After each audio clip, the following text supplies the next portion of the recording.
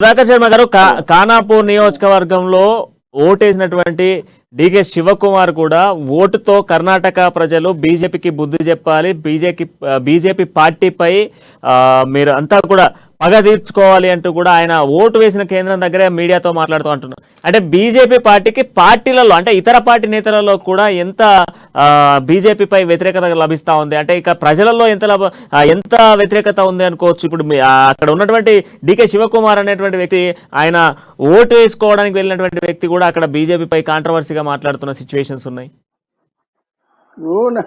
నాయకులు ఓటు వేసే దగ్గరకు పోయి ఇట్లా ప్రచారం చేయడం అది ఎన్నికల చట్టానికి విరుద్ధం. అట్లా మాట్లాడకూడదు. అక్కడ ఓట్లు ఏమని చెప్పాలి కానీ ఏ పార్టీ ఓటు పోతుంది, ఏ పార్టీ గెలుస్తుందని చెప్పడం అంత తప్పు.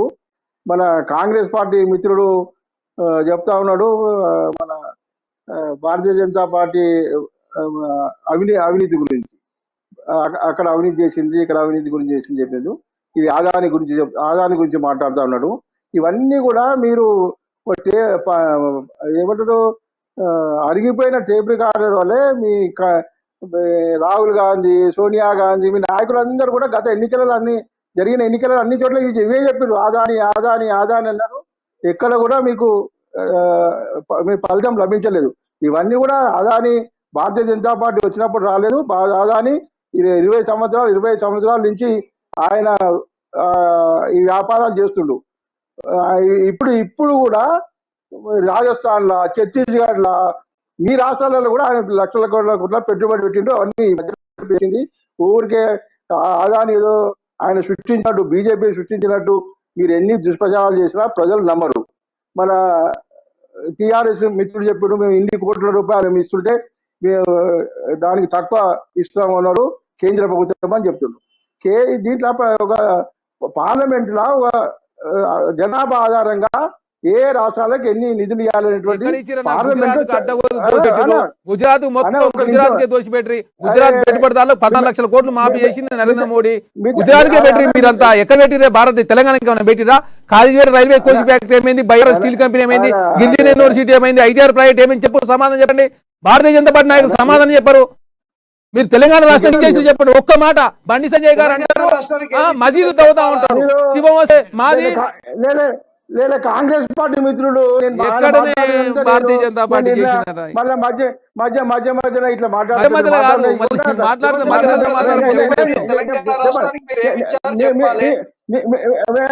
చెప్తున్నా మీ అవకాశం తెలంగాణకు భారతీయ జనతా పార్టీ ఏం చేసి చెప్పండి.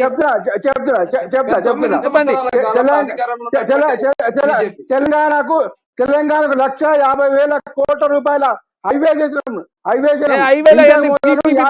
ప్రైవేట్ పబ్లిక్ పార్ట్నర్షిప్ అది పెట్టుబడులు ఎట్లయితే కాదది పబ్లిక్ పార్ట్నర్షిప్ అది పెట్టుబడి కాదు.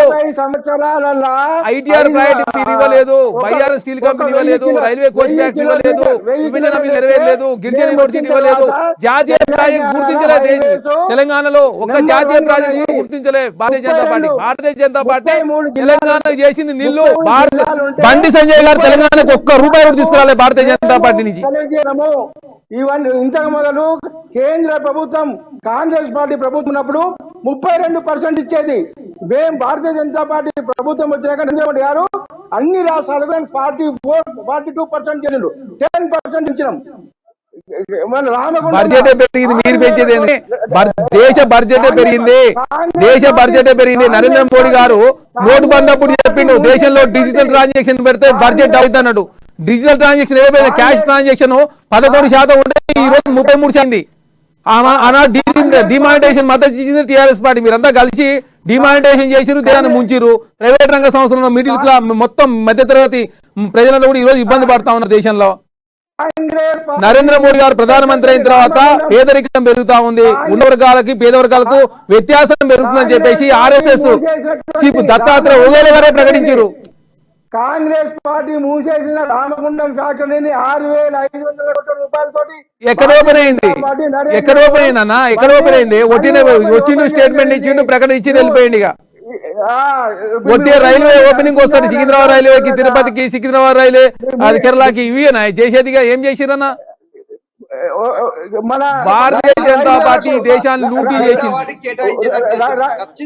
మీరు పంచభూతాలను కాంగ్రెస్ పార్టీ పంచభూతాలను మింగింది తెలియదా?